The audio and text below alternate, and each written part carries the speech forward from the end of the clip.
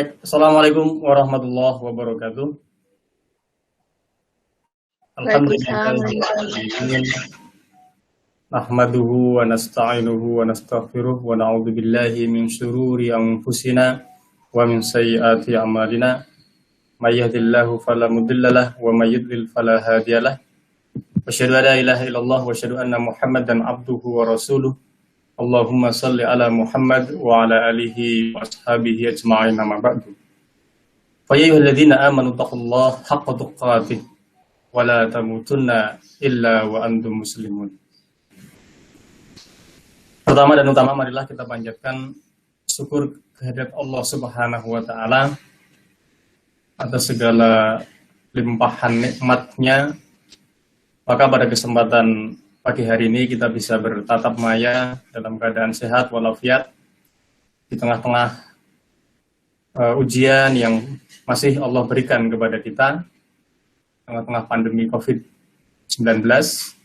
Kita masih diberi suasana yang memungkinkan bagi kita dalam keadaan apapun untuk mengkaji sebagian dari ayat-ayat Allah Subhanahu wa Ta'ala. Shalawat dan salam kita aturkan kepada yang mudah-mudahan terus mengalir kepada para sahabat dan seluruh umatnya sampai akhir zaman nanti.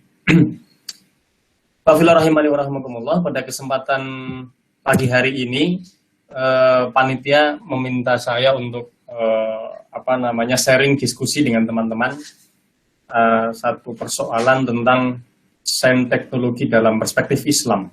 Saya menambahkannya nanti dalam kajian ontologis, epistemologis maupun aksiologisnya. Ya, ini kajian seperti ini memang menjadi menarik di saat hari ini atau hari sekarang atau masa-masa sekarang lah ya, di mana kaum muslimin ini sedang tidak berada pada performa terbaiknya dalam kreasi di bidang sains dan teknologi.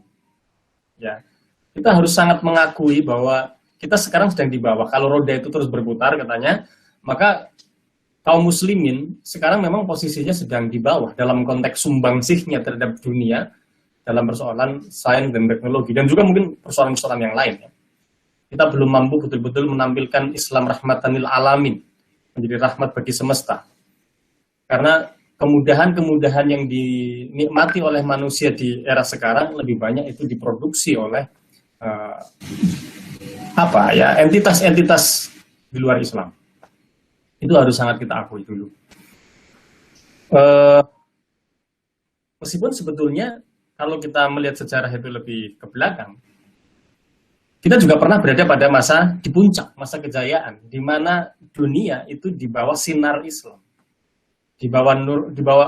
bahwa nur Islam ini mengejawantah, terekspresi tidak hanya untuk persoalan-persoalan ubudiyah, ya, keagamaan, maksud saya ibadah transendental langsung kepada Allah, tapi pada persoalan-persoalan ammah, ya, umum, Islam memberikan kontribusi yang banyak sekali dalam perspektif dunia, gitu ya. Di saat waktu itu misalnya Eropa itu sedang berada dalam suasana gelap gulita, kegelapan, ya. Di dunia Islam di Timur Tengah itu sudah manusia bergelut dengan sains dan teknologi luar biasanya. Ya, mungkin kalau Anda suka nonton film Robin Hood, itu gambarannya kira-kira begitu ya. Robin Hood itu kan era di saat Eropa itu masih dalam fase gelap gulita, ya, belum memasuki fase renaissance, pencerahan gitu ya. Saat itu kalau Anda lihat di film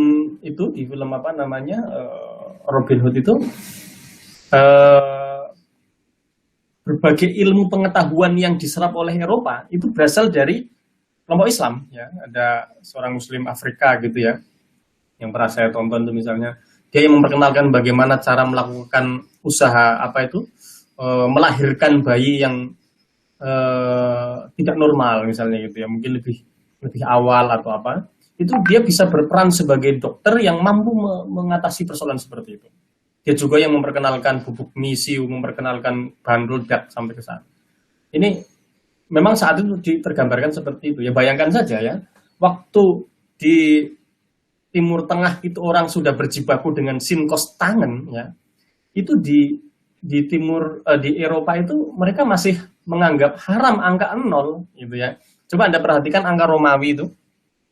Angka Romawi kan angka yang tidak punya angka 0 ya. Tiba-tiba muncul angka 1 ya dengan simbol 1 seperti ini, angka 2 dengan simbol 1 tambah 1 jadi 2 gitu. Angka 3 itu lalu garis 3 gitu kan.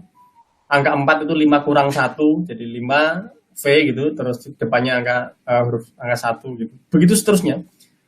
Tidak mengenal angka 0. Dan ini bukanlah angka yang bisa dioperasikan secara matematika ya. Coba Anda melakukan hitung operasi matematika yang sangat simpel sekalipun, hanya kali bagi gitu ya, tapi menggunakan angka Romawi. Kan ya nggak bisa. Kita nggak bisa melakukan sistem operasi perhitungan dengan angka-angka Romawi itu. Padahal di Timur Tengah sudah ngerti sin cos tangen yang tentu saja melibatkan angka 0. Dan belakangan kita tahu bahwa angka 0 dan 1 itu merupakan dalang di balik kemajuan digital hari ini. Sebuah angka yang dulu di Eropa dianggap tidak penting. 0, 0 itu ngapain orang belajar tentang nggak ada gitu. Nah ternyata sekarang kita bisa berinteraksi maya seperti ini di belakang layar sana karena ada kombinasi 0 dan 1 yang pertama kali dulu memang secara cara berpikirnya, algoritmanya itu dikenalkan oleh Al-Khawarizmi misalnya. Nah ini sekedar menggambarkan dua periode kaum muslimin dulu pernah mencapai zaman keemasannya, di saat yang sama Eropa gelap gulita.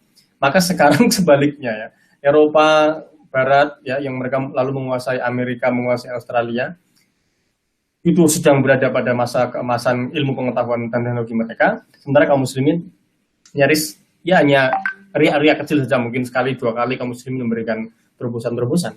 Tetapi in general sekarang dunia berada di bawah kendali ilmu pengetahuan yang diproduksi oleh Barat. Nah, tapi sebetulnya ini ada problem apa ya? Kok bisa seperti itu ya? Kenapa kok kaum muslimin sekarang seperti ini? Ya, ternyata kaum muslimin itu kepingin mengikuti Barat juga waktu itu. Ya. Ketika kaum muslimin mulai meredup, terus Barat gilang gemilang, itu kan di Barat ada peristiwa Renaissance of Klarung, gitu ya. Lalu ada ide sekularisme. Jadi yang menyebabkan ilmu pengetahuan di Eropa di masa lalu itu tidak bisa berkembang dengan baik, itu salah satu analisisnya adalah karena ada pengekangan dari agama. Ya. Agama di Eropa saat itu mengekang. Ya. Mungkin kasus-kasusnya beberapa kita tahu ya, misalnya Galilei yang kemudian dihukum mati gara-gara dia memperkenalkan ide heliosentris. Ya. Padahal kelompok agama saat itu sangat yakin bahwa bumi ini merupakan sentrum, ya, bumi merupakan pusat alam semesta. Lalu dikenalkan kok ide heliosentris oleh para ilmuwan, maka ini menjadi konflik antara ilmu dan agama. Maka pelan-pelan lalu supaya ada perdamaian antara agama dan ilmu di Eropa saat itu, maka ditawarkan ide sekularisme. Yaitu udahlah kelompok agamawan, kamu bekerja di gereja saja, nggak usah urus kami para ilmuwan. Biarkan kami para ilmuwan bekerja dengan lab-lab kami, nggak usah ngurusi agama. Jadi dibuat terpisah, dunianya terpisah. Sehingga tidak saling merecoki. Nah, itulah ide sekularisme mulai muncul di Eropa, kemudian mereka bisa maju sampai sekarang. Lalu itu mau ditiru oleh Islam, atau kelompok Islam. Kepengen memisah antara Quran dengan sains, malah yang terjadi sebaliknya, justru kaum muslimin semakin terpuruk begitu. Ya, jadi justru dulu ketika zaman keemasannya kita melihat ada Al-Khawarizmi, Al-Baikuni, Avicenna, Ibnu Rus, macam-macam itu di saat mereka itu adalah mungkin dokter, mungkin astronom, mungkin matematikawan, macam-macam itu. Tapi saat yang sama mereka adalah ahli hadis, ahli Quran gitu. Di masa keemasannya seperti itu. Lah kok sekarang kaum muslimin itu ikut-ikutan di sekularisme. Even di Indonesia ya sampai sama, hampir semua negara itu ide sekularisme pun muncul. Bukan hanya muncul, mewatak, ya, menjadi bagian dari kehidupan kita. Buktinya apa ide sekularisme muncul? Di Indonesia misalnya, dan juga di negara-negara Islam lain, saya kira mungkin sama, tapi yang paling real dekat dengan kita Indonesia. Itu orang tinggal pilih, lo besok mau jadi apa? Jadi ilmuwan atau agamawan? Itu kan begitu sekarang. Kalau kamu pengen jadi ilmuwan, masuk di SD negeri, SMP negeri yang favorit, SMA yang favorit, masuk ke UGM, masuk ke ITB gitu kan. Kalau kita pengen jadi ilmuwan. Kalau kita pengen jadi ahli agama, ya masuk di madrasah ibtidaiyah, madrasah sanawiyah, madrasah aliyah, lalu masuk di IAIN atau UIN gitu ya. Itu kan dibuat seperti itu, dibuat terpisah. Kalau kelompok agamawan, kelompok yang kepingin belajar mendalam agama, ini ada jalurnya. Kelompok yang pengen belajar ilmu umum, ini ada jalurnya gitu. Maka nanti jadilah di sini ada agamawan tapi miskin sains, juga akan muncul saintis tapi miskin ilmu agamanya gitu. Ya kan? Itu yang terjadi. Itulah sekularisme, dan kita terjebak, bukannya terjebak ya, memang kita menikmati itu ya. Anda kan juga begitu. Saya juga seperti itu. Saya dari kecil sekolah di SD negeri, SMP negeri, SMA negeri, kuliah di perguruan tinggi negeri, mengajar di perguruan tinggi negeri yang maksudnya umum gitu ya. Mengajar IPA, mengajar sains. Nah, kalau ini dibiarkan, maka selamanya kita mungkin akan menghasilkan dokter-dokter sekuler. Ya, ngerti apa namanya tentang nuklir, mengerti tentang mikrobiologi dan macam-macam ya, tetapi miskin agama. Kita akan menghasilkan banyak mufassir, menghasilkan ahli ilmu hadis, menghasilkan sejarawan muslim dan segala macam, tetapi mereka lalu tidak terlalu kaya terhadap persoalan-persoalan sains. Dan itu tidak pernah terjadi di saat kaum muslimin dulu berada pada zaman keemasannya.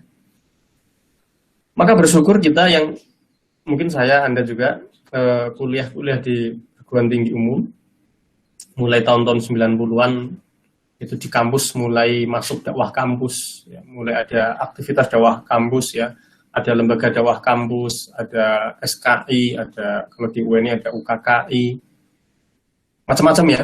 Itu mencoba untuk sedikit menetralisir suasana sekularisme itu ya, supaya teman-teman yang sudah kadung masuk di lembaga pendidikan sekuler yang satu semester, bukan hanya satu semester ya, bahkan satu periode perkuliahan yang mungkin butuh waktu 4-5 tahun itu hanya 2 SKS pelajaran agamanya itu, yang untuk mempersiapkan kehidupan akhirat kita itu hanya dirasa cukup dengan 2 SKS, sedangkan untuk kehidupan dunia yang sementara itu berapa? Ada mungkin 140-an SKS gitu kan, untuk S1, untuk S2 mungkin sekitar 40-an SKS.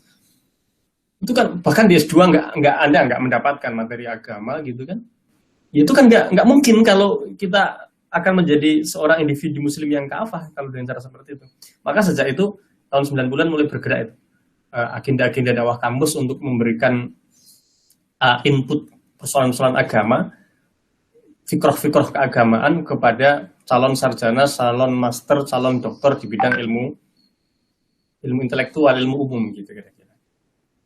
Nah, padahal sebetulnya Al-Quran ini kan sebagiannya itu merupakan atau bercerita atau memberikan basic tentang ilmu dari semua ilmu yang ada di dunia. Karena hari ini saya nanti akan mencoba melihat beberapa ayat-ayat saintifik yang ada dalam Al-Quran. Ya, mungkin kalau ada ahli lain yang bekerja di bidang sosiologi gitu ya, pastinya mereka akan menemukan ada banyak ayat-ayat yang menjadi basic dasar bagi pengembangan ilmu sosiologi.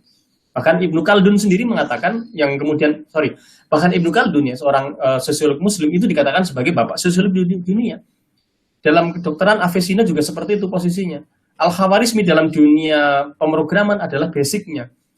Pada dasarnya seperti itu ya. Nah, ini coba kita urai ya. Misalnya pertama seperti ini. Tapi saya ada poin yang lebih penting daripada itu semua, bahwa bagaimana cara kita menaruh persoalan sains dan Islam ini ya, supaya kita aman, kita selamat. Maka saya mulainya dari contoh ayat, lalu kita diskusi tentang ayat itu. Sebentar ya, misalnya begini. Antum nanti juga bisa coba buka di surat An-Naml ayat 88. A'udzubillahi minasyaitonirrajim. Di sini nanti akan ada ayat yang mestinya lalu kaum muslimin menemukan hukumnya ya, tapi ternyata itu ditemukan oleh orang lain. Wa taral jibala tahsabuha jamidatan wa hiya tamurrun marassaha. Ya, dikatakan dan kamu lihat gunung-gunung itu, kamu sangka dia tetap di tempatnya, padahal ia berjalan sebagai jalannya awan. Ya, sunallahilladzi atqana kulli syai' innahu khabirum bima taf'alun. Begitulah perbuatan Allah yang membuat dengan kokoh tiap-tiap sesuatu, sesungguhnya Allah mengetahui apa yang kamu kerjakan. Coba ya seandainya ini, Anda menjadi salah satu sahabat yang hidup di saat itu. Tapi kemudian Anda berbeda dengan sahabat-sahabat yang lain, lalu mencoba menangkap ayat ini menggunakan logika. Coba kita berimajinasi andai para sahabat kala itu lalu menerima ayat ini menggunakan logika. Kira-kira bagaimana teman-teman? Coba saya kepengen sharing supaya tidak hanya satu arah saya yang ngomong. Seandainya Anda menjadi salah seorang sahabat Rasul yang hidup di masa itu, 15 sahabat yang silam, tetapi Anda berbeda dengan sahabat-sahabat yang lain, tetapi Anda karena mungkin Anda adalah orang masa depan yang bisa kembali ke masa lalu gitu ya. Lalu menerima ayat ini dengan menggunakan logika. Atau cara lain adalah Anda berimajinasi seandainya para sahabat menerima wahyu ini hanya menggunakan logika. Kira-kira apa yang terjadi? Dikatakan bahwa gunung-gunung itu nggak diam, tapi berjalan sebagaimana berjalannya awan. Coba seandainya para sahabat menangkap wahyu ini hanya menggunakan akal. Kira-kira apa yang terjadi dengan mereka? Silakan, salah satu teman bisa sharing. Mungkin Mbak Etika bisa menunjuk salah satu di antara peserta. Karena kalau di Google Meet itu saat saya share screen saya nggak bisa melihat teman-teman ya.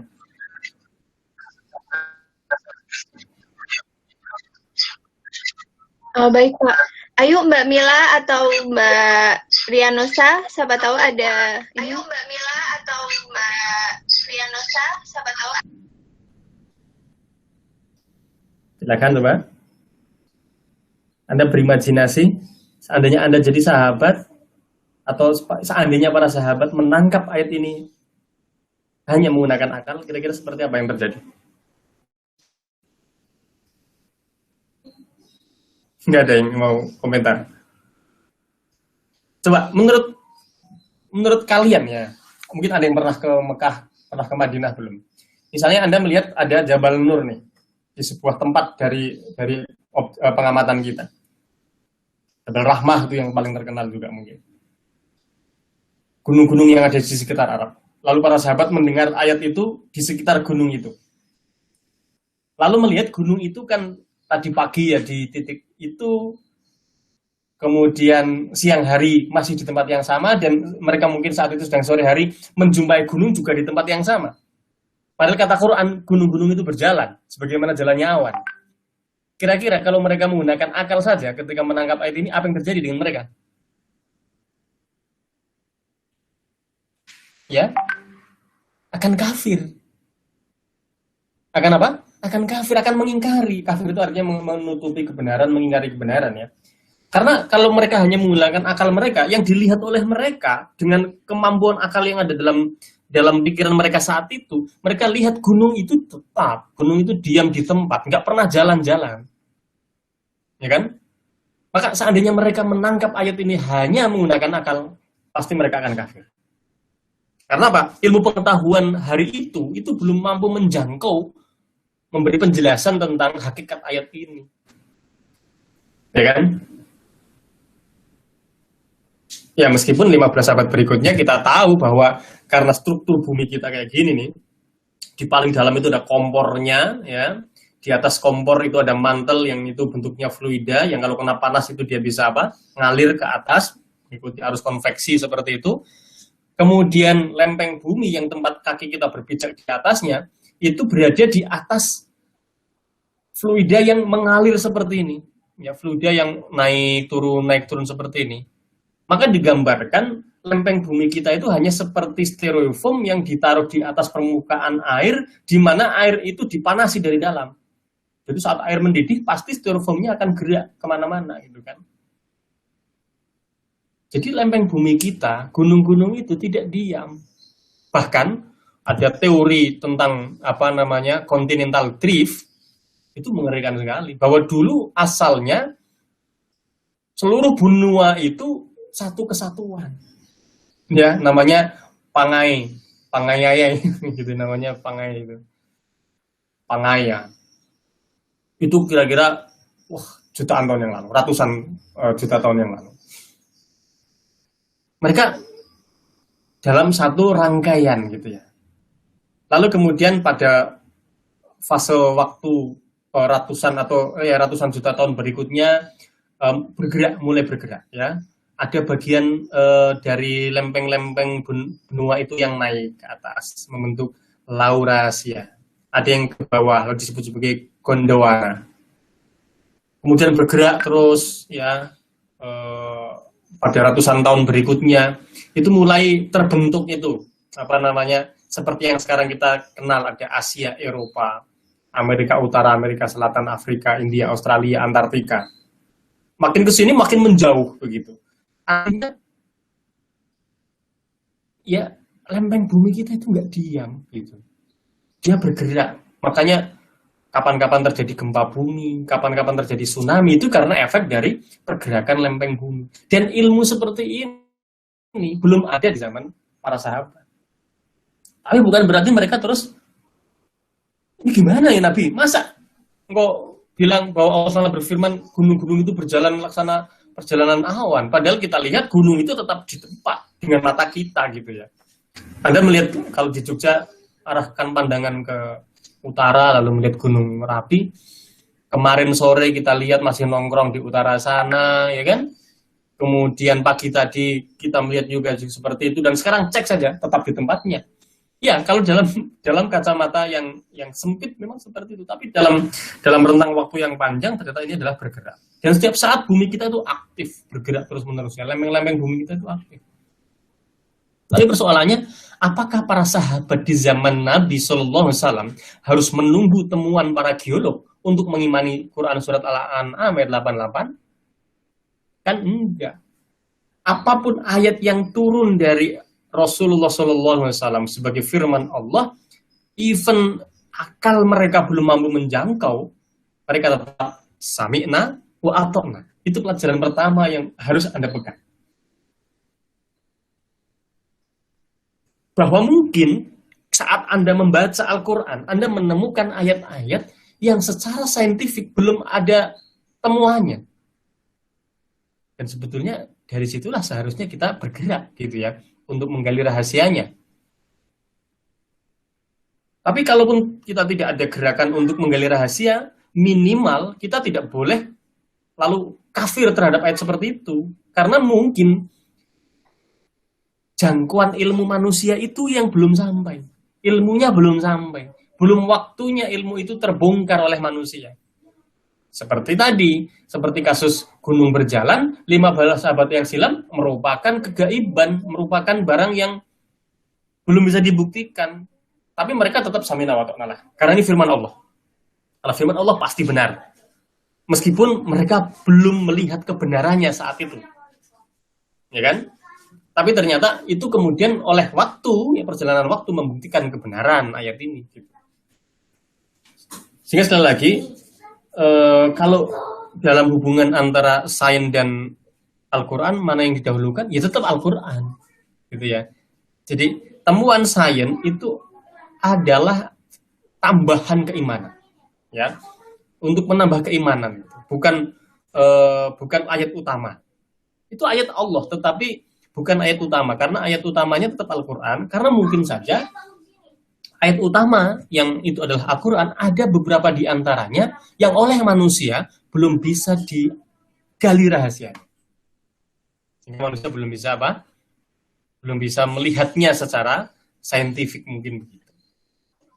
Yang paling utama misalnya tentang surga neraka, kan enggak, sampai sekarang ya enggak ada saintis yang bisa membuktikan surga neraka, tapi bukan berarti surga neraka tidak ada.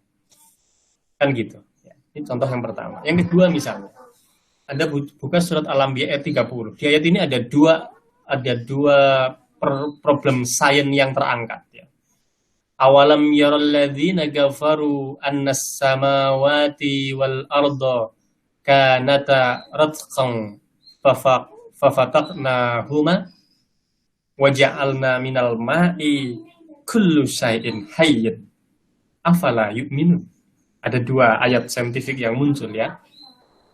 Apakah orang-orang kafir tidak tahu bahwasanya langit dan bumi itu keduanya dahulu adalah satu yang padu? Jadi Al-Quran sudah mengatakan begitu. Langit dan bumi dahulunya adalah satu yang padu. Kemudian kami pisahkan antara keduanya, dan dari air, ini yang kedua, dan dari air kami jadikan segala sesuatu yang hidup. Mengapa mereka tiada juga beriman? Misalnya seperti itu. Ini ada dua ayat saintifik. Yang pertama persoalan langit dan bumi keduanya dahulu adalah satu yang padu. Sedangkan yang kedua, air, dari air dijadikan segala sesuatu yang hidup. Oke. Lagi-lagi kita berimajinasi, bagaimana seandainya para sahabat dengan ilmu yang mereka kuasai hari itu menangkap ayat ini hanya menggunakan akal, mereka juga akan jadi orang kafir. Karena mungkin ilmunya belum sampai saat itu. Langit dan bumi kok satu yang padu itu gimana? Langit sama bumi tumpuk jadi satu. Itu seperti apa gitu loh. Nah, ternyata pada fase-fase berikutnya, misalnya Edwin Hubble ya di tahun 60-an, saat beliau itu mencoba mengamati bintang, ternyata terjadi yang namanya redshift, ya, pergeseran merah. Lalu dia hubungkan dengan pengetahuan, mungkin kalau Anda meskipun bukan basis fisika ya, saya yakin di SMA Anda sudah belajar tentang efek Doppler ya. Efek Doppler itu ngomong tentang kalau kita mendengar bunyi yang makin keras, Anda boleh menyimpulkan bahwa sumber bunyi itu mendekati kita. Kalau Anda mendengar bunyi kok makin lama makin lemah, Anda boleh menyimpulkan bahwa sumber bunyinya meninggalkan kita. Tiba-tiba ada suara motor kencang, makin kencang, itu berarti yang mendekati kita. Oh, kalau suara motornya makin lama makin pelan, makin hilang, itu berarti motor menjauhi kita. Seperti itu. Nah, ia terapkan konsep Doppler ini pada gelombang cahaya. Kalau yang ini kan Doppler awalnya hanya bekerja dengan gelombang bunyi ya.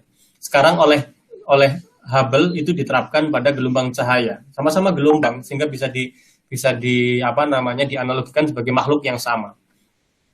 Kita melihat bahwa kalau malam hari bintang-bintang itu nampak berwarna pada area kuning, merah gitu ya. Jarang bagi kita untuk mendapati bintang itu kok berwarna ungu, biru, misalnya seperti itu. Padahal sebetulnya setelah dikaji detail, warna bintang itu bukan merah saja gitu ya. Tidak semua bintang berwarna merah atau kuning seperti yang kita lihat dari mata kita itu. Ada sebagainya berwarna biru, ada sebagainya berwarna hijau ya. Kalau matahari kita memang putih dan lain-lain. Itu setiap bintang, setiap galaksi itu memiliki panjang gelombang dominan yang berbeda-beda. Tetapi secara umum kalau dilihat dari bumi, dari tempat kita amati itu rata-rata bergerak pada panjang gelombang menuju frekuensi rendah, itu merah. Fakta ini bahwa semua bintang, semua benda langit itu tampak mengalami pergeseran panjang gelombang ke arah merah, ya, frekuensi rendah, itu artinya ini benda sedang bergerak menjauhi kita. Jadi tangkap ya. Berarti bintang-bintang yang kita lihat itu sedang mencoba untuk menjauhi kita seiring dengan waktu. Lalu dia berpikir agak maju. Ya kok maju? Dipikir mundur begitu, dia bikin mundur. Artinya apa? Sekarang kita pikirkan bagaimana kalau waktu bergerak mundur. Ya. Apa yang terjadi? Lagi dicas saya. Saat waktu bergerak mundur berarti bintang-bintang itu mendekati kita. Ya kan? Dibuat mundur terus-menerus, semakin mendekati kita, mundur terus waktunya, mendekati kita, terus begitu seterusnya, sampai kita bayangkan saat usia semesta raya ini 0 sekon, apa yang terjadi? Maka dia harus membuat kesimpulan, di usia alam semesta 0 sekon, maka semua materi itu numpuk di satu titik. Numpuk di satu titik. Nah, dari kajian seperti ini, maka berkembanglah teori Big Bang yang kita kenal, sangat terkenal itu. Bahwa dulu ada titik singularitas, titik pertemuan antara ruang dan waktu, ya, di mana ruang dan waktu itu sama-sama bernilai 0. Kemudian seiring dengan perjalanan waktu, alam mengembang, alam mengeluas, bintang-bintang menjauh, saling menjauh. Seperti yang kita rasakan sekarang. Ya tentu saja tentang teori Big Bang ini sahabat ya belum dapat ilmunya. 15 abad yang silam mereka belum paham tentang teori Big Bang ini ditemukan di abad ke-19. Abad 20, abad 20. Nah, makanya para sahabat pasti waktu itu tidak memposisikan akal di atas wahyu, ya kan? Pasti mereka tidak meletakkan akal di atas wahyu. Mereka menundukkan akal di bawah wahyu Quran, karena wahyu Quran itu yang pasti benar. Bahwa mereka dengan ilmu yang mereka miliki saat itu belum mampu membuktikan kebenarannya, itu urusan lain. Akan ada orang setelah mereka yang bisa membuktikannya, kira-kira begitu. Sama seperti kita, kalau hari ini ada ayat-ayat yang barangkali menurut Anda ini belum ada penjelasan saintifiknya, akan ada orang setelah kita yang mampu menjelaskannya. Seperti itu. Itu bagian pertama dari ayat tadi ngomong tentang ini, tentang Big Bang. Di bagian yang kedua, bahwa Allah mengatakan dan dijadikanlah dari air segala yang hidup, ya memang faktanya sekarang seperti itu. Para ahli astronom sekarang sedang bekerja keras untuk mencari planet ekstrasolar, planet-planet di luar sistem matahari. Jadi bintang kan seperti matahari. Kalau matahari itu punya planet-planet seperti bumi, maka mestinya bintang-bintang yang jutaan itu, ratusan juta itu, juga masing-masingnya memiliki planet. Dan ternyata betul, ya. Sampai sekarang sudah banyak penemuan planet ekstrasolar, planet yang mengitari bintang-bintang yang kita lihat malam hari itu. Tetapi luar biasanya, sampai hari ini, para ilmuwan sudah bekerja sedemikian rupa, itu belum pernah ditemukan adanya planet seperti bumi yang bisa untuk kehidupan. Karena syarat untuk adanya kehidupan itu adalah adanya H2O dalam 3 fasenya sekaligus. Dan itu hanya ada di bumi sejauh ini. Ya, H2O dalam fase padat tersedia, H2O dalam fase cair tersedia, H2O dalam fase uap tersedia, ya hanya di bumi ini. Dan itulah syarat kehidupan. Sedangkan di Mars mungkin dulunya pernah ada H2O dalam bentuk liquid, drop ya.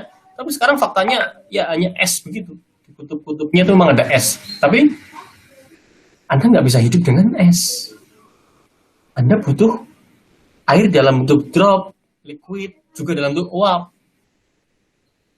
Dan sejauh usaha manusia untuk mencari planet lain di luar bumi, baru bumi saat ini yang bisa seperti itu ya. Jadi luar biasa, bumi kita ini dirancang oleh Al-Alim yang maha cerdas, yang jaraknya antara bumi dan matahari sudah dirancang sedemikian rupa sehingga kondisinya seperti sekarang. Bumi kita ada atmosfernya, bumi kita ada H2O dalam 3 fase yang lengkap. Itu hasil hitungan yang luar biasa dari pencipta sang Al-Alim, sang maha cerdas. Dan itulah ayat tadi bekerja. Tetapi apakah para sahabat di zaman Nabi, lagi-lagi saya bertanya, harus menunggu temuan teori Big Bang untuk mengimani surat Al-Anbiya 30 itu? Atau temuan para astronom saat meneliti planeta solar untuk bisa mengimani ayat itu? Kan tidak. Serta-merta ayat mereka turun, ayat itu turun, mereka langsung mengatakan dari lisan mereka, Sami'na wa ata'na. Kami dengar, kami taat gitu. Demikian juga ayat yang lain, misalnya ini Al-Baqarah ayat 22. Alladzi ja'ala lakumul arda firasan was samaa'a binaan. Ini ngeri ya. Dikatakan dalam Al-Qur'an, dialah yang menjadikan bumi sebagai hamparan bagimu dan langit sebagai atap. Bayangkan langit sebagai atap. Seandainya para sahabat menggunakan akal mereka saja untuk menerima ayat ini, wahyu ini, mereka pasti akan mempertanyakan, duhai Nabi, mengapa Quran mengatakan langit itu atap? Bukankah kalau kita sedang di luar sana, kalau siang ya kepanasan, kalau hujan ya kehujanan, kalau malam kedinginan?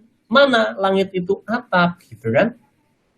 Nggak ada atapnya, gitu kan? Belakangan kita baru nyadar betapa langit kita sudah dirancang oleh Al-Alim sang maha cerdas sebagai atap. Pertama ini ya, tadi kita belajar tentang bumi, katanya di bumi itu ada kompornya itu ya, inti bumi. Dan inti bumi ada inti dalam, inti luar. Di inti luarnya itu berupa cairan panas, nikel, besi yang bergerak membuat arus listrik. Lalu ada arus listrik maka menghasilkan medan magnet ini. Dan ternyata medan magnet sebagaimana yang sudah Anda pelajari di SMA dulu, ada gaya Lorentz ya, seperti ini.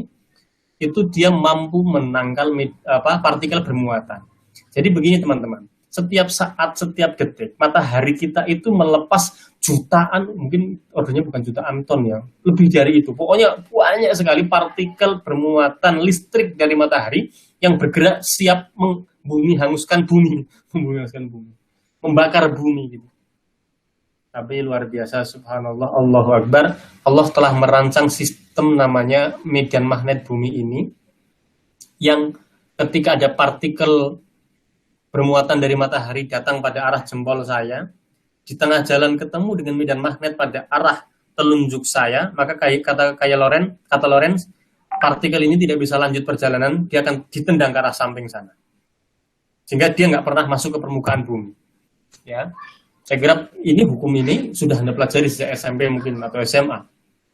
Terapannya salah satunya ini, untuk memberikan penjelasan mengapa bumi kita tetap aman, tidak pernah terbakar oleh matahari, oleh arus listrik dari matahari, karena ini. Paling-paling nanti hanya akan menimbulkan adanya sabuk Van Allens, ya. Ini memang tempat yang dihindari para pelancong, para satelit-satelit akan jarang ditaruh di sini karena pasti akan terbakar, panas, suhunya tinggi sekali. Atau kalau kita tinggal di kutub akan muncul aurora, itu aja. Mengapa di kutub muncul aurora? Karena di kutub tidak punya medan magnet pada arah tegak lurus dengan arah datangnya sinar matahari, ya kan? Karena syarat gaya Lorentz bekerja itu ketika arah P dan B ini memiliki komponen tegak lurus. Nah, sedangkan di kutub Anda lihat arah medan kan atas ke bawah ya. Jadi kalau Anda bawa kompas di kutub, kompas nggak bisa bekerja, nggak bisa untuk menunjuk mana utara mana selatan, ya kan? Di kutub kompas itu hanya bisa menunjukkan mana atas dan mana bawah, dan itu nggak perlu pakai kompas, kan? Jadi di kompas di kutub itu nanti jarumnya itu menunjuk ke bawah atau ke atas, tergantung kita di kutub mana. Itulah ya, langit sebagai atap. Tanpa medan magnet bumi seperti ini, Anda mungkin sekali-kali cari di YouTube film The Core, ya, film fiksi ilmiah judulnya The Core, Core ya, inti bumi ya. Ini satu film fiksi ilmiah yang menggambarkan apa yang terjadi saat inti bumi itu ngambek, saat inti bumi rusak, saat inti bumi tidak bekerja semestinya, dia berhenti tidak memutari inti dalam, maka tidak muncul medan magnet, maka saat itu bumi terbakar. Film The Core, silahkan nanti dicari ya.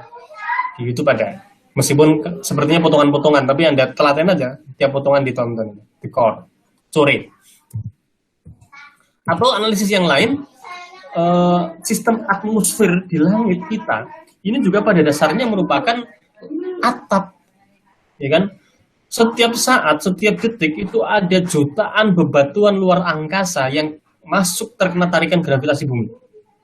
Bayangkan kalau bumi kita tidak dilengkapi dengan sistem atmosfer, maka setiap saat bumi kita diserang oleh bebatuan dari luar angkasa. Tapi syukur alhamdulillah, Al-Alim Sang Maha Cerdas telah menciptakan sistem atmosfer, manakala bebatuan ini masuk di atmosfer, dia bergesekan dengan molekul-molekul udara, terbakar. Bukan menjadi sesuatu yang bahaya, malah menjadi pemandangan indah di malam hari yang disebut sebagai meteor, bintang jatuh, ya gitu ya. Tapi, apakah para sahabat di zaman Nabi harus menunggu temuan kekuatan medan magnet bumi dan sistem atmosfer dalam melawan bahaya dari langit untuk mengimani Al-Baqarah ayat 22? Kan ya tidak. Mereka begitu ayat turun, sami'na wa ata'na. Nah, itu sedikit beberapa ayat yang bisa menjadi pemantik diskusi kita, bahwa dalam perspektif Islam dan sains teknologi, kita tetap harus menundukkan sains teknologi itu di bawah Al-Quran. Kita harus menundukkan akal di bawah wahyu, kira-kira begitu. Supaya apa? Dalam kajian ontologis itu jadi lurus gitu ya. Ada kajian ontologis Islam ya, yaitu bicara tentang logos, ontos ya, ontologi, yaitu bicara soal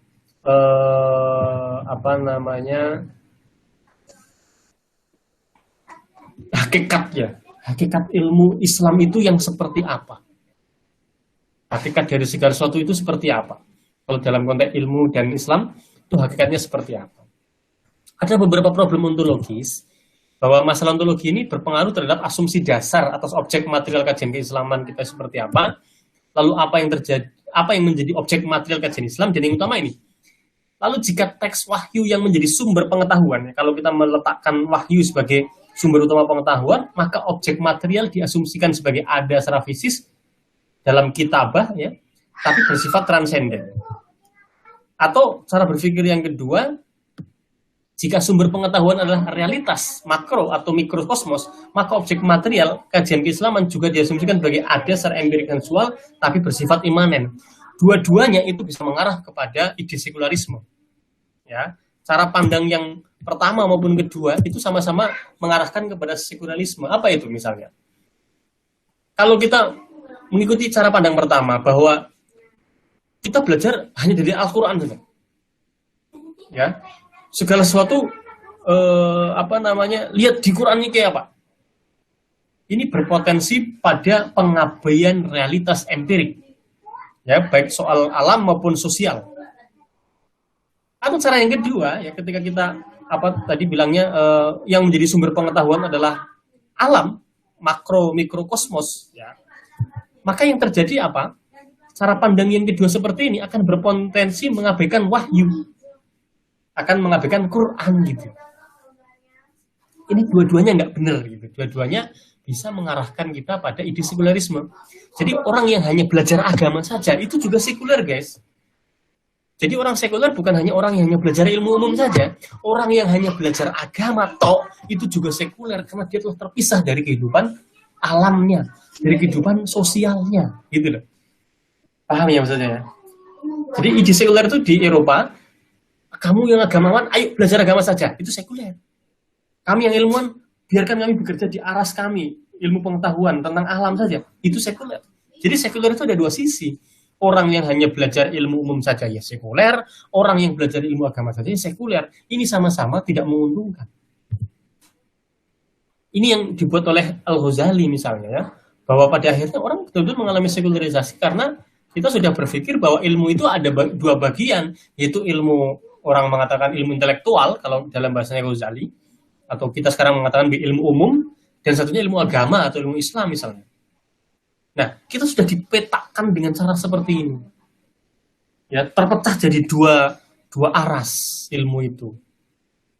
Nah, makanya mulai tahun-tahun 80-an atau ya kira-kira itu ada beberapa ide muncul tentang bagaimana mengintegrasikan islamisasi Islam gitu ya. Tapi sebelum ke sana, objek material, ilmu-ilmu intelektual adalah yang ada secara rasional, esensi dan apa yang ada secara empirik, sensual. Jadi kalau Anda belajar ilmu sains itu kan ilmu yang memang tidak berhubungan dengan aspek supernatural ya. Mereka hanya deal with natural phenomenon. Ya, hanya berhubungan dengan fenomena-fenomena alam yang rasional. Sedangkan hal-hal yang gaib, yang nggak tampak kasat mata, yang nggak tersentuh oleh indera, maka bukan bagian dari ilmu intelektual. Ya. Sedangkan sebaliknya ilmu Islam adalah apa yang ada secara tekstual, bersumber dari Quran. Bicara yang gaib-gaib juga, yang nggak ada juga dipelajari. Ya. Nah, ini kedua-duanya kalau kita pelajari secara terpisah, jadi ada sekuler. Coba ya, bagaimana para dokter akan menangani kasus yang pernah terjadi di Bantul tahun-tahun berapa? 2012 atau berapa? Mungkin nanti kalau saya bisa cek beritanya ya. Mungkin tahun 2010-an atau apa. Ada seorang wanita di Bantul, dan saya kira kasus ini mungkin ada banyak sekali di mana-mana, yang di kakinya, di tubuhnya, itu tiba-tiba muncul paku. Muncul apa? Muncul paku. Di kakinya ada paku. Di tubuhnya muncul paku. Bagaimana para dokter menjelaskan fenomena ini? Mereka nggak bisa menjelaskan apa-apa. Mereka hanya mengatakan, di tubuhmu ada paku, maka harus saya keluarkan. Dioperasilah orang ini. Dioperasi, keluar pakunya. Ya kan? Tapi bagaimana dokter menjelaskan bagaimana paku itu masuk ke kaki? Padahal mbaknya ini nggak pernah makan paku. Ya kan? Ternyata setelah dioperasi, sudah hilang pakunya, muncul lagi paku yang lain. Begitu seterusnya. Maka ini nggak bisa diatasi oleh dokter, ya kan? Maka waktu itu yang handle itu dokter Wagiran namanya, yang punya rumah sakit Nurul Hidayah di Jalan Imogiri Timur ya. Anda boleh main ke sana kapan-kapan. Ini dokter Muslim yang kuat. Dia menggandeng ustadz, ya saya lupa namanya, ustadz yang ahli, yang spek di bidang ruqyah itu. jadi lupa namanya. Dihandle oleh dua ahli, dua pakar begini baru sukses. Ya, jadi dokter itu hanya mampu mengangkat, lalu ilmu agama melalui ahli ruqyah itu menangkal si paku itu masuk lagi. Ya kan? Nah ini kan kalau Anda hanya bekerja dengan ilmu intelektual saja, nggak selesai itu kasus. Anda hanya bisa menjelaskan ada paku di tubuhmu dan saya bisa mengeluarkan. Oke? Tapi paku itu akan masuk lagi. Tapi kalau Anda hanya belajar ilmu keislaman, Anda hanya bisa menangkal, tapi kalau sudah masuk, nggak bisa diapa-apakan. Para kiai nggak bisa mengeluarkan paku itu. Yang bisa mengeluarkan paku, ya dokter. Gitu loh. Jadi gimana ya Anda menghasilkan orang seperti Pak Wagiran itu. Dokter di satu sisi, tapi dia mengerti ilmu agama. Sehingga ketika mendapatkan kasus, tidak seluruhnya kasus itu hanya bisa diselesaikan dengan skill ilmu pengetahuan yang dia peroleh di bangku perkuliahan yang sekuler itu. Dia menambahkannya dengan pendekatan lain, pendekatan agama misalnya. Maka diperkenalkan cara pandang yang pendekatan yang harmonis, yang mencoba mengharmoniskan antara ilmu dan agama ini. Cara pandang pertama adalah cara pandang islamisasi ilmu pengetahuan. Ini yang paling populer, yang paling banyak dan paling mudah dikerjakan. Ya, tokohnya ada Ismail Raji Al-Faruqi, Said Naqib Alatas gitu ya. Dia mencoba, dan yang kedua adalah mengilmukan Islam. Ini Kunto Wijoyo, Mahdi, Hulsani, Ziauddin Sadr gitu ya, tokoh-tokohnya. Ini kalau dibuat level, tentunya levelnya lebih tinggi yang bawah. Mengilmukan Islam. Bukan islamisasi ilmu pengetahuan. Kalau Islam ilmu pengetahuan itu ya seperti yang saya lakukan tadi, yaitu apa? Para ilmuwan barat menemukan sesuatu, lalu saya coba cari dasar Qur'annya. Itu namanya islamisasi ilmu pengetahuan. Sedangkan kepinginnya Kunto Wijoyo CS itu nggak begitu harusnya Islam itu. Pelajari Qur'an, kemudian kalau Anda itu saintis, coba cari ayat-ayat saintis lalu diteliti.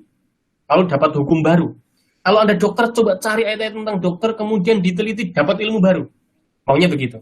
Tapi mana yang bisa kita lakukan lah. Yang paling mudah memang sekarang adalah islamisasi ilmu pengetahuan, terutama bagi saya yang ya hanya bukan ilmuwan seperti mungkin teman-teman MIPA UGM ya. Saya kan di pendidikan sains ya, hanya menyiapkan guru IPA gitu. Maka saya jelas tidak berada pada ruang yang memungkinkan bagi saya, keilmuan saya untuk melakukan mengilmukan Islam, nggak bisa. Paling banter saya islamisasi ya, bahwa saya dapat ilmu di bangku kuliah, kemudian saya juga dapat ilmu dari pondok, lalu kita coba ini kalau sainsnya ngomong gini, Qur'annya ngomong apa ya? Itu islamisasi itu begitu. Tapi kalau yang keren itu, kalau pendapatnya Kunto Wijoyo itu adalah integrasi. Ya, integrasi. Bukan hanya islamisasi tapi integrasi. Jadi betul-betul Anda calon dokter, Anda calon saintis, Anda calon geolog, itu silahkan Anda pelajari ilmu-ilmu Anda itu, saat yang sama Anda pelajari Al-Quran, kemudian yang diutamakan adalah Anda mengkaji Islam, mengkaji Quran, kemudian dari Quran itu memberi inspirasi Anda untuk melakukan riset tertentu dan dapat hukum baru tentang alam. Itu integrasi. Kalau islamisasi cukup begini, Anda belajar di MIPA, tahu tentang hukum-hukum alam, terus Anda cek di Qurannya kayak apa, itu islamisasi namanya. Mana yang lebih bagus? Dua-duanya bagus. Tetapi memang yang kalau dilihat dari levelnya lebih tinggi yang integrasi memang. Tapi ini jarang bisa dilakukan oleh terutama saintis yang natural science ya. Tapi kalau yang social science mungkin banyak lah. Seperti Kunto Wijoyo itu kan orang-orang seperti itu. Dia mampu mengintegrasikan Al-Quran itu hidup dalam kehidupan sosial. Dan mungkin kalau saya tidak terlalu paham dengan Mahdi Gulsani lalu Ziauddin Sadr gitu ya. Tapi kalau Kunto Wijoyo ini ya salah satu di antara yang banyak mempengaruhi pemikiran saya. Kira-kira seperti itu. Ini tentang bagaimana menghubungkan antara ayat-ayat kuliah dan ayat kauniyah. Ya. Sorry, kok masih ada yang penting ya. Islamisasi adalah menyesuaikan berbagai produk sains modern dengan ajaran Islam. Ya. Sedangkan integrasi menggali langsung dari sumber otentik Islam, yaitu Quran, dalam merumuskan gagasan tentang sains Islam gitu. Itu kan lebih keren yang bawah kan. Yang ditunggu itu yang bawah. Kalau yang islamisasi karena memang usianya lebih tua ya, islamisasi itu mungkin tahun 60-an, 80-an sudah dimulai. Lebih tua, maka itu yang lebih populer, yang lebih banyak dikerjakan. Di UIN rata-rata mengerjakan Islamisasi, lebih ke situ. Belum, kita mungkin ya sudah banyak yang integrasi, wallah alam ya, saya tidak terlalu melihat perkembangan. Di UIN kan ada fakultas Saintek ya, mungkin ada di antara Anda yang lulusan Saintek. Kira-kira di sana sudah proses Islamisasi, sudah proses integrasi atau baru Islamisasi? Mana yang lebih baik? Ya baik semualah. Nah, kalau Islamisasi itu seperti ini, ya Anda bekerja di dua ranah, belajar ilmu modern gitu, saat yang sama Anda belajar Quran, gitu kan? Terus kemudian membuat relevansi antara ilmu yang Anda peroleh di ilmu modern dengan ilmu Islam. Seperti itu saja. Tapi kalau yang integrasi itu kayak begini, jadi kita melihat itu komprehensif. Kita belajar ayat-ayat Al-Quran, ya. Kemudian saat yang sama, kemudian ini dikait ketemu ayat-ayat kauniyah dan seterusnya ini sampai akhirnya ilmu integralistik, ilmu yang sudah nggak jelas ini ilmu dari Quran atau dari sosial atau dari sains, tapi yang jelas ini sudah dimix sedemikian rupa, terintegrasi. Ya, itu menarik sekali kalau Anda mampu sampai ke taraf ini ya, Anda para ilmuwan, calon ilmuwan ya. Nah, saya kira itu sih yang penting kalau untuk kajian epistemologis. Saya kira untuk Anda tidak terlalu belum Anda. Monggo, ini yang penting tadi aspek ontologinya diberesin dulu. Mungkin ini dulu teman-teman karena sudah mendekati pukul 10. Wallahu a'lam bishawab. Barangkali ada yang mau didiskusikan, silakan.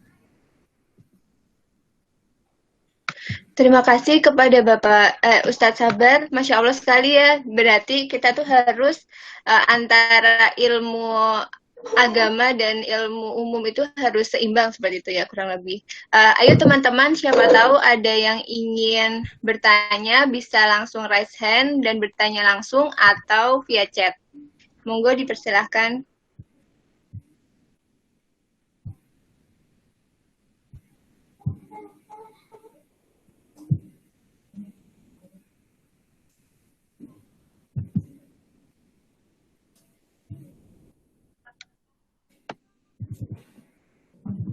Mari semuanya yang mau bertanya bisa langsung via chat atau bisa langsung bertanya langsung.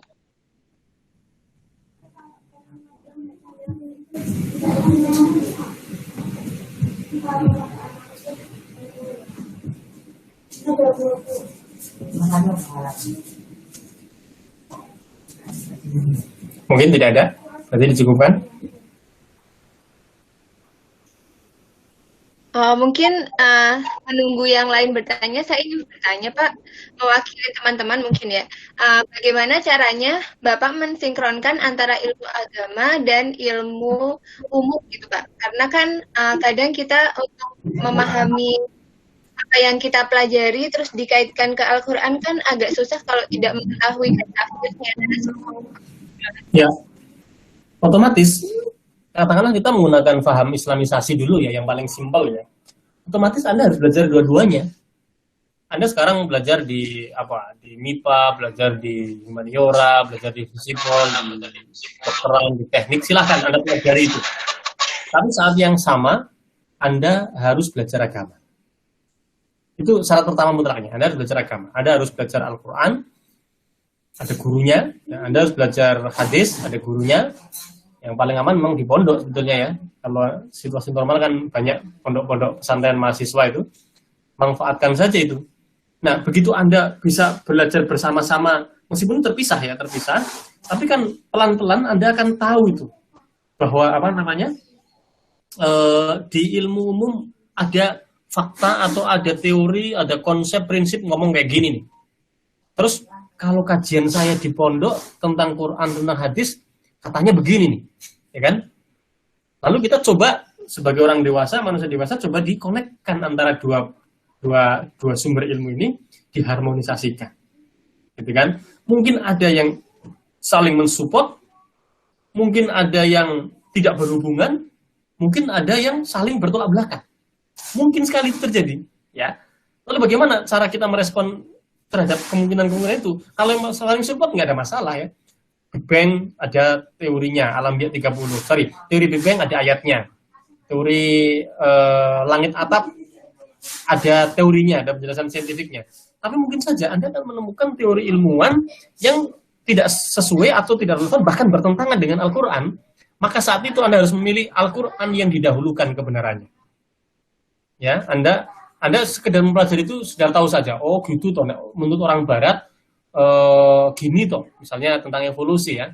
Orang Barat, oh ini katanya manusia dari kera misalnya. Ya biarkan mereka ngomong seperti itu, tapi dalam akidah keyakinan kita nggak seperti ini. Dan kita, kalau Anda memang seorang biologis, ilmuwan biologi itu namanya, apa namanya? Biologis ya. Anda coba kaji lebih mendalam untuk melawan, untuk mengcounter teori evolusi itu seperti apa. Kalau Anda punya kesanggupan seperti itu, Anda berarti sedang melakukan proses bukan islamisasi, tapi integrasi. Oke, tapi integrasi. Jadi harus seperti itu teman-teman. Mau nggak mau Anda harus belajar agama.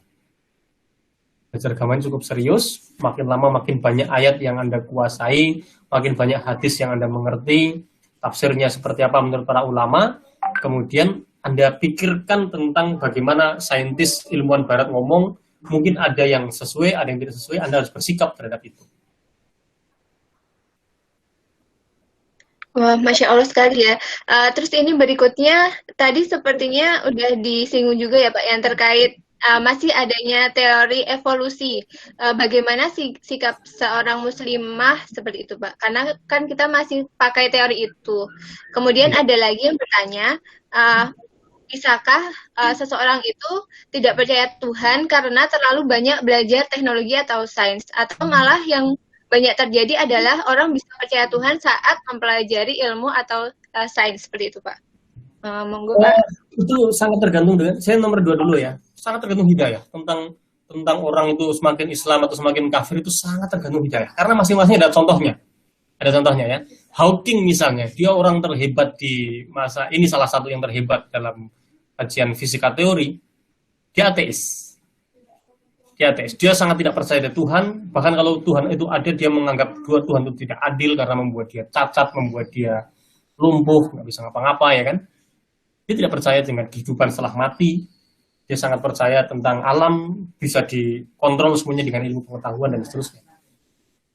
Ada ilmuwan yang makin berisi ilmunya, makin kafir ada. Yang dengan kita belajar lalu tambah iman ya banyak. Yang membuat kita, oh ya Allah, Allahu Akbar, subhanallah. Ketemu ilmu ini membuat kita tambah yakin, ada. Itu sangat tergantung hidayah. Maka sebelum Anda belajar, itu kan harus berdoa. Raditu billahi robba wa bil islami dina wa Muhammadin nabiyya wa rasula rabbi zidni ilma warzuqni fahma wahlul 'uqdatam min lisani yafqahu qawli. Itu doa kita untuk membuat agar apapun ilmu yang kita serap itu semua dalam rangka keridhaan kepada Allah, semakin tambah iman kita kepada Allah. Jadi dua peluang itu sama-sama memungkinkan terjadi.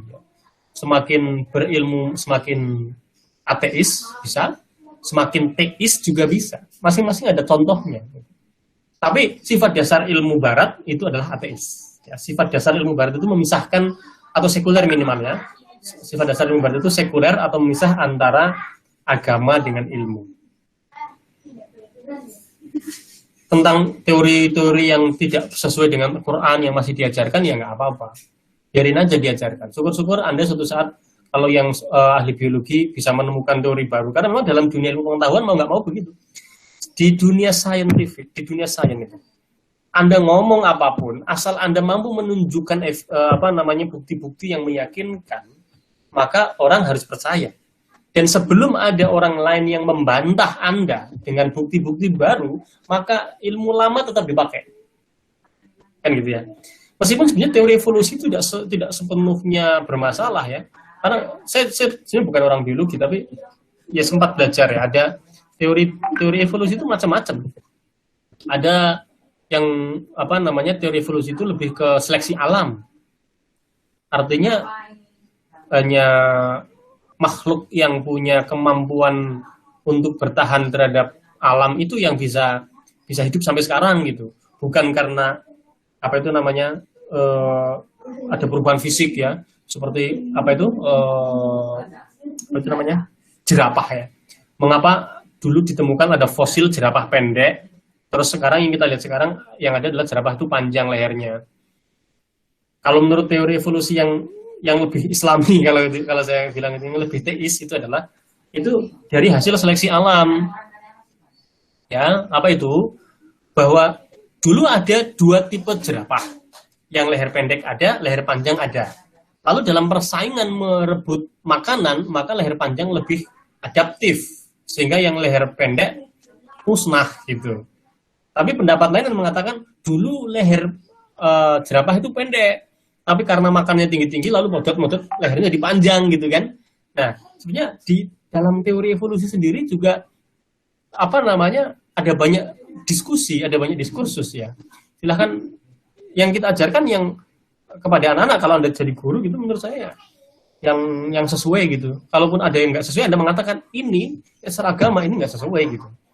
Ya Anda hanya tahu saja gitu. Di barat ada orang yang ngomong kayak gitu, tapi jangan dipercaya gitu. Misalnya begitu. Kalau Anda dipercaya jadi guru misalnya. Saya kira seperti itu ya. Baik Pak, terima kasih Ustadz atas jawabannya. Oh ya, ini ada yang bertanya via chat. Bagaimana tanggapan Ustadz terkait orang yang merasa berilmu, namun dia mengakalkan semua fenomena yang ada? Terima kasih. Ulangi, orang yang berilmu, namun apa? Dia orang yang berilmu, cuman merasa dia itu dengan ilmunya itu kayak bersifat mengakalkan semua fenomena yang ada seperti itu. Kayak mungkin angkuh seperti itu, Ustadz. Oh ya, itu tadi. Jadi ini sangat tergantung hidayah dari Allah ya. Ada orang yang semakin berilmu seperti ilmu padi, semakin merunduk, semakin yakin kita itu bukan apa-apa, kita itu ilmu yang kita miliki itu makin kita tahu banyak, itu makin tahu kalau kita banyak nggak taunya gitu loh. Makin banyak hal yang belum bisa kita kuasai gitu. Ada orang yang ketika mempelajari ilmu itu seperti itu, makin apa ya? Ya subhanallah, ilmu kok ngeri gitu ya. Padahal saya baru mempelajari segininya. Ilmu Allah kayak apa gitu loh. Jadi semakin tunduk seperti ilmu padi juga ada, tapi ada juga orang yang makin banyak berilmu ya, makin sombong, makin angkuh ya. Itu lagi-lagi tergantung pada aspek hidayah. Maka ayo betul-betul dari hati kita saat Anda belajar, kita minta ilmu yang kita peroleh itu adalah ilmu yang bermanfaat. Ilmu yang kita peroleh itu adalah ilmu yang memberi barokah. Maka kita berdoa raditu billahi robba. Jadi basicnya ridho dulu kepada Allah. Raditu billahi robba wa bil islami dina wa bi muhammadin nabiyya wa rasulah rabbi zidni ilma warzuqni fahma. Ya gitu kira-kira ya. Sangat mungkin itu. Kalau yang bertanya langsung Venita silahkan ya. Oh ya, ini ada dari Mbak Venita Chandra ingin bertanya langsung Pak. Ya, assalamualaikum Ustaz. Waalaikumsalam. Ini sedang mempelajari tentang ekonomi gitu, cuman di kampus yang bukan Islam gitu ya, kampus negeri. Nah, tantangannya kalau misalnya ingin membuat sebuah penemuan mungkin ya, yang itu referensinya saya yakin itu benar gitu ya, dari Al-Quran dan hadis Nabi SAW gitu. Tetapi di kampus negeri itu kan mungkin Al-Quran dan hadis itu bukan dianggap sebagai referensi yang ilmiah gitu ya. Padahal ya itu sebenarnya bagi umat muslim kan itu literatur yang sangat ilmiah gitu. Itu bagaimana yang menghadapi itu. Dan mungkin di kampus negeri itu kan literatur yang dipercaya diyakini adalah ya dari jurnal, artikel-artikel gitu yang memang penemuan-penemuan yang bahkan kualitas jurnalnya itu diyakini ke kualitasnya seperti itu. Terima kasih Ustaz. Ya nggak apa-apa, memang seperti itulah cara ilmu bekerja ya. Jadi misalnya saya yang di pendidikan sains, ya saya kan menggunakan referensi-referensi dari jurnal pendidikan sains ya untuk untuk mengembangkan ide segala macam. Tetapi begini, basicnya itu kita tetap adalah ilmu-ilmu tauhid, ilmu Al-Quran itu menjadi basicnya. Artinya selama ilmu-ilmu yang kita pelajari dari jurnal-jurnal itu tidak berlawanan dengan Quran, is okay, kita terima dengan baik, kita pelajari, kita support. Tapi ketika mungkin berlawanan, paling tidak kita tidak akan menjadi pengamalnya, hanya menganggap itu sebagai ilmu saja. Oh gitu, toh menurut orang Barat kira-kira begitu. Misalnya dalam hal ekonomi yang di barat kan nggak masalah orang itu nanam saham segala macam, yang orang nggak kerja tiba-tiba uang banyak gitu ya, macam-macam lah. Mungkin kalau dikaji secara fikih Islam kan nggak sesuai. Maka ketemu dengan hal-hal seperti itu baru kita akan punya posisi dalam perspektif agama saya yang seperti itu tidak boleh, misalnya begitu. Maka saya terhadap ilmu seperti itu hanya akan saya ketahui saja, tapi tidak akan saya imani apalagi saya amalkan gitu. Karena ya gimana, memang kaidah dalam dunia akademisi begitu. Kita akan menggunakan jurnal ya untuk sebagai platform untuk berpendapat dan lain-lain. Ya, memang seperti itu keadaannya. Tapi kita akan bersikap ya terhadap semua temuan-temuan baru, bersikap sesuai dengan akidah yang kita punya. Mungkin ada yang sesuai, ada yang support, ada yang hukumnya boleh, nggak masalah gitu ya. Ada yang berlawanan. Kita harus punya position ya, punya sikap yang clear terhadap itu. Saya kira begitu. Tapi secara umum ya, kalau kami di ilmu alam, di fisika itu secara umum ilmu dari barat nggak ada problem sebetulnya, nggak masalah. Anda belajar jurnal dari barat itu nggak masalah. Sejauh ini tidak banyak ya, kecuali tadi mungkin evolusi ya, teori evolusi yang mungkin akan banyak menimbulkan diskursus. Tapi yang lainnya sejauh ini karena memang mereka itu kan sekuler ya, jadi tidak mau tahu tentang persoalan agama, sehingga udah mereka bekerja saja di dalam ilmu alam. Maka selama dia hanya sedang mengomongkan tentang alam, mestinya nggak akan bertentangan dengan Al-Quran mestinya gitu. Ya kalau ada yang bertentangan, kemungkinan ilmunya belum sampai, belum selesai, risetnya belum tuntas gitu. Karena kan ilmu itu salah satu karakteristik ilmu adalah sains ya terutamanya, itu adalah revisable. Itu bisa direvisi. Ya, misalnya pendapat lama tentang geosentris terevisi oleh heliosentris. Dulu orang mengatakan bumi pusat tata surya, kemudian beralih menjadi heliosentris. Itu apa? Matahari sebagai pusat tata surya. Sekarang malah orang tidak mengatakan matahari sebagai pusat, karena matahari hanya salah satu bintang di antara jutaan bintang lain yang mengelilingi pusat galaksi Bima Sakti gitu. Loh, itu ilmu terus berkembang terus. Begitu kira-kira ya. Nice. Cukup? Bagaimana Mbak Venita, sudah cukup?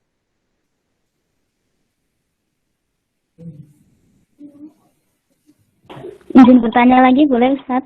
Silahkan ya. Jazakumullah khair atas jawabannya tadi ya. Alhamdulillah dapat pencerahan.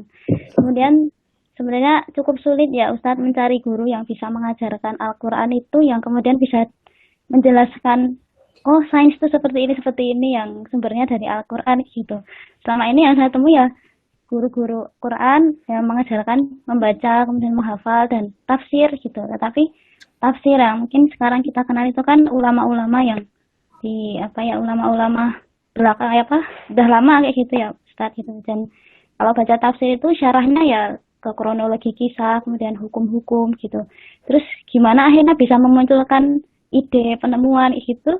Khawatirnya kalau misalnya kita menemukan sesuatu kemudian disambung-sambungkan dengan ayat tertentu, ternyata kitanya salah persepsi gitu ya, karena sulit itu tadi Ustadz mencari guru yang bisa mengajarkan hal seperti itu.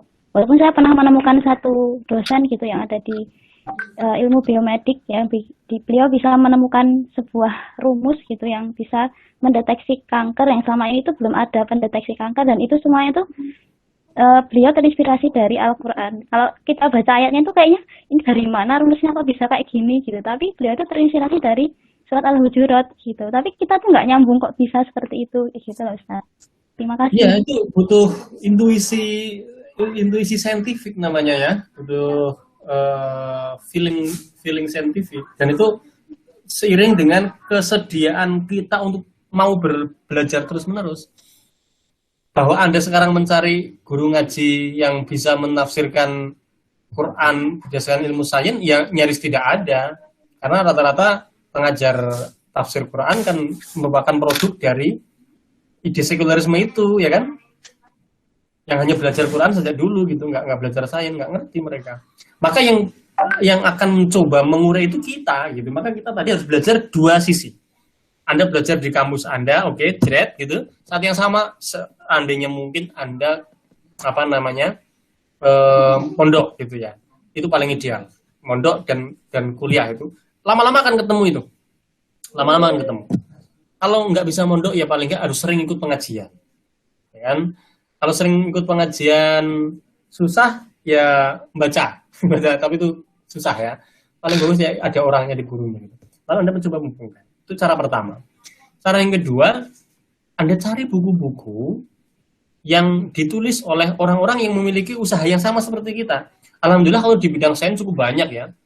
Saya sejak SMA sudah mulai membaca-baca buku tentang bagaimana dulu kebetulan ya tokoh-tokoh fisikawan Indonesia rata-rata Islam taat itu di baik UGM maupun ITB itu mereka mampu menuliskan hubungan antara ayat-ayat sains dengan temuan-temuan fisika. Itu kita dibantu oleh orang-orang seperti itu. Sekarang yang populer sekarang ada namanya Pak Agus Purwanto dari ITS itu ya. Dia punya buku agak banyak tentang membaca nalar ayat-ayat Quran gitu ya, macam-macam. Saya punya buku yang seperti itu cukup banyak. Buku-buku yang menghubungkan antara Islam dan sains, Islam dan medis ya. Lalu apa itu yang saya punya lagi? Membaca pikiran Tuhan, macam-macam itu buku-buku seperti itu bisa dicari sebenarnya teman sekarang ya. Ada banyak orang yang juga concern terhadap masalah seperti ini. Ya kepingin melakukan islamisasi tadi, minimal islamisasi, syukur-syukur integrasi. Kalau yang dosen Anda begitu namanya integrasi ya. Dia mengkaji dari Al-Quran, lalu mendapat inspirasi, lalu bisa memunculkan ide, itu namanya integrasi. Dan itu butuh, pasti itu sudah senior, nggak mungkin usia seperti saya, ya kan? Orang yang butuh usia lebih tua lagi, yang lebih cara Jawa ini menepli mikir, gitu ya. Cara mikirnya sudah semakin terkristalisasi, dia akan semakin mendapatkan dalam tanda kutip, kalau dia nabi itu wahyu ya, tapi karena bukan nabi ya mungkin entah karomah, entah apa gitu, yang tiba-tiba ada persitan ayat ini mestinya bisa berkaitan dengan masalah apa gitu. Seperti Ustadz tadi Hidayat itu kan membaca hadis, lalu dari membaca hadis, dia tidak membaca hadis, dia mulainya dari corona ya, ada COVID, dia yakin Rasulullah itu mengajarkan semua persoalan untuk menghadapi kehidupan gitu ya. Maka dia teliti seluruh hadis-hadis yang berkaitan dengan penyakit gitu ya. Lalu dia temukan ada hadis yang terkait dengan penyakit yang kode-kodenya, clue-cluenya mirip seperti COVID. Dan Rasulullah juga memberikan clue tentang apa itu obatnya apa gitu kan. Ada bentuk herbal yang dari India atau apa gitu. Dan akhirnya sekarang ketemu ya oleh beliau. Beliau ahli hadis, tapi mencoba untuk menangkap suasana kekinian ya. COVID itu kan ya, persoalan sains gitu ya. Didekati dengan sains. Didekati dengan hadis misalnya. Ya kira-kira seperti itu ya. Butuh kedewasaan, orang juga bilang menep sampai ilmunya itu menep gitu ya. Dia akan mendapat petunjuknya sendiri. Baca Quran ini, wah kan gini. Baca Quran Al-Hujurat ayat berapa tadi? Ini kan gini gitu. Ini Anda butuh terus belajar. Tapi saya kira untuk mengakhiri kata kuncinya, mari di usia kita yang masih belia begini, antum terutama ya, tetap belajar terus ya, belajar ilmu sesuai dengan ilmunya masing-masing. Nggak apa-apa di situ ilmu diproduksi oleh orang barat, jurnal barat nggak apa-apa. Saat yang sama Anda pelajari Quran, Anda pelajari hadis, Anda ngaji gitu, insya Allah pelan tapi pasti Anda akan mampu membuat korelasi antara dua ilmu yang harusnya itu dipelajari oleh kita secara bersamaan, tapi karena situasi dan kondisi yang memang Islam sekarang dalam kondisi seperti itu, ya mengalami fitnah sekularisasi, ya nggak apa-apa. Mudah-mudahan itu merupakan pintu hidayah yang akan Allah berikan kepada kita. Wallahu a'lam bishawab. Saya kira itu ya. Jazakumullah khair, Ustaz. Ya, sama-sama. Ada tambahan lagi Ustadz atau mau diakhirin atau ada ya, mau disampaikan?